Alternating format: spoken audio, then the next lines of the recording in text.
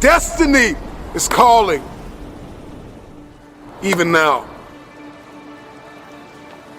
Many of you listening to me have been beautifully equipped to live in a world that no longer exists.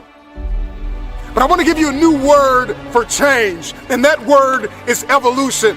And you are either going to evolve or expire. See, everything changes. The economy changes, relationships changes.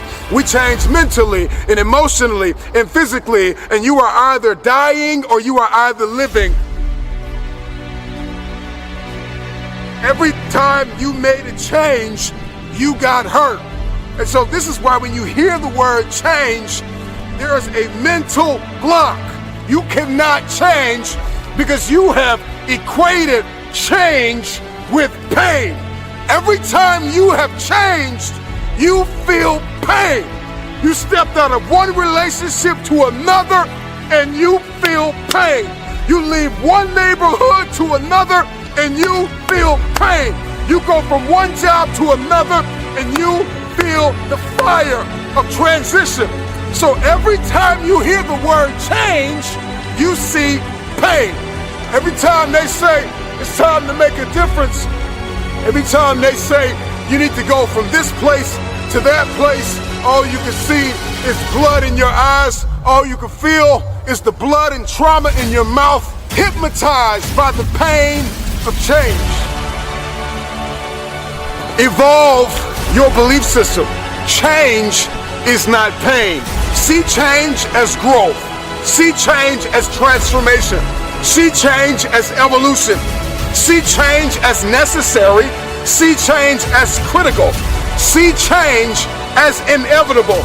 And the more and more you start to see that change is not pain, you're going to see transformation. Your life's going to experience a quantum leap, because now, even though in your childhood you were traumatized because of change, your history is not your destiny. See, those of you who will evolve, who are willing to evolve, you will inherit the future. Those of you who are willing to take everything you do to the next level, you will inherit the future. It is the individual who is willing to become more. Change is inevitable, and you are either changing for the worse or changing for the better. You decide. Change is an invitation to the future. If I can change, I can have my future.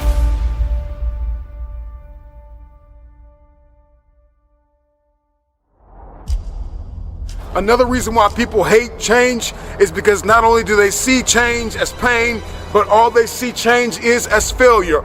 And it's because every time you've made a change, you have failed. And you have to start identifying change with a new layer of belief. People tell me all the time, it's hard to get wealthy. It's hard to grind. It's hard to be focused. How do you even do these speeches? It's hard to stay motivated. It's hard to stay broke. It's hard to stay depressed. It's hard to stay governed by anxiety. It's hard to be inconsistent. It's hard not to have daily disciplines. It's hard not to believe in yourself. It's hard to be broke. It's hard to be poor. It's hard. It's all hard. So choose your heart. You either go work for it, you're gonna sit there and let life knock you down and dare you to get back up. So I see the privilege. I see the moment.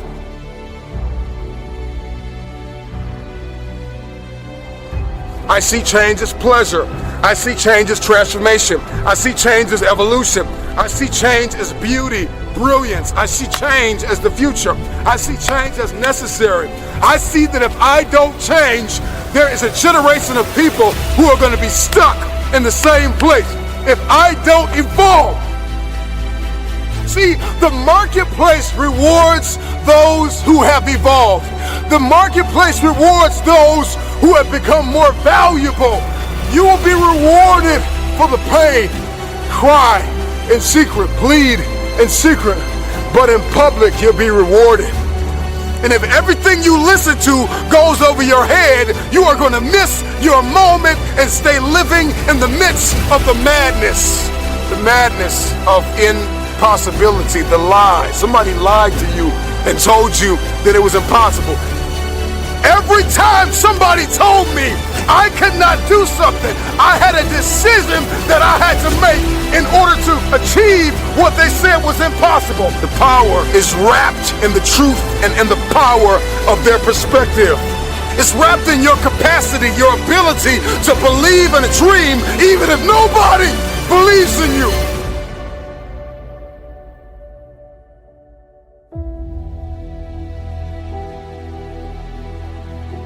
Destiny is calling.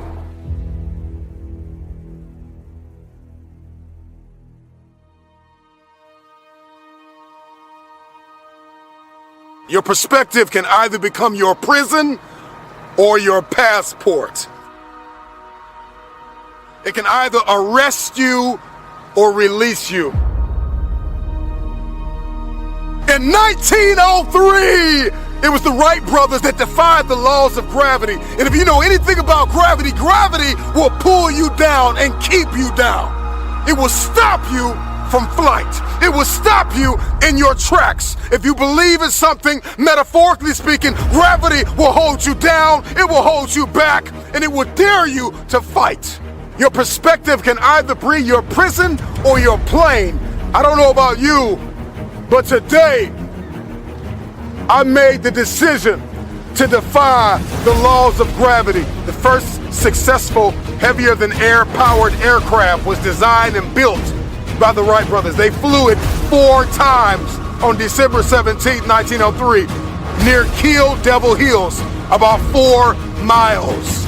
I believe possibility is destiny, and it is fear that keeps us arrested and apprehended by the spirit of impossibility. I'm gonna tell you this right now, and nobody else is gonna tell you this. Impossible is a spirit, and you've got to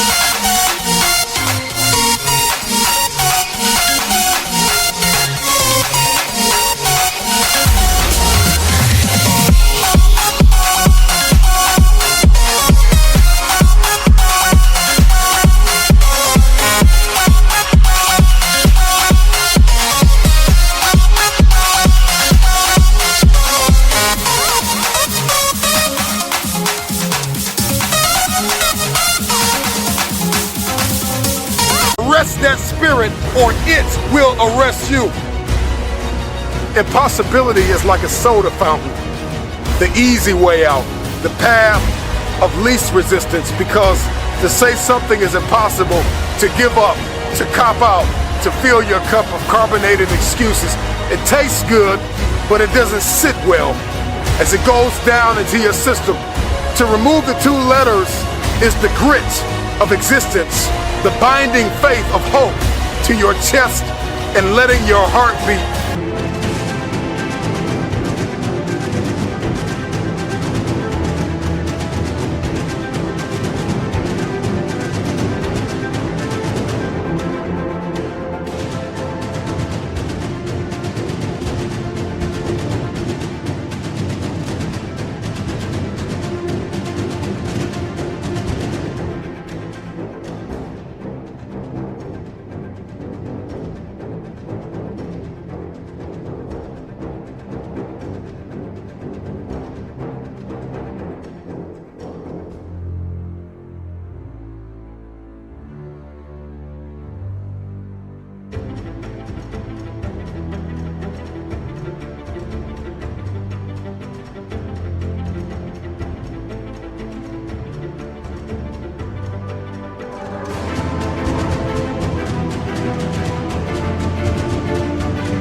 You gotta rewrite the code, you gotta rewrite the script.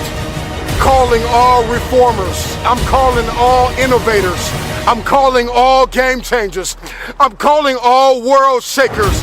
I'm calling all city shifters. I'm calling everybody that has an inkling of faith in themselves. I'm calling everybody. You will inherit the future.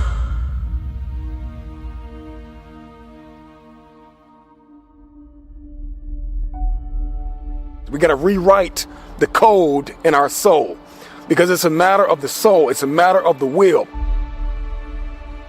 People that have a will to win are the ones who win. These are the people that see the future. These are the people that see not where the hockey puck is, but they see where the hockey puck is going. And that's the type of person that we all need to evolve to become. I learned years ago that the difference between people that get things done and people that do not is sheer willpower. Out of all the motivational speeches you have heard, how much of it have you retained and applied to your life? Because understanding the power and the difference between what is impossible and what is possible, it all comes back to your perspective and your capacity. If your why is big enough, then your will be powerful enough to persevere through the how. You're not looking for resources when you have a will. You become resourceful. And that's the difference between people that see this thing as possible and people that do not. It comes down to one thing, and that is your will. So you don't want it bad enough. You don't want it bad enough. That's why you can't get it done. And so the how intimidates you. And the what boxes you in. We're more concerned about collaboration than character. I think we need to come back to a place where we're examining ourselves as an individual before a people. We make the people better when we deal with the person. You got to deal with the person. You got to deal with you. It's always going to be impossible to you if you don't see the power of your will and the power of your why.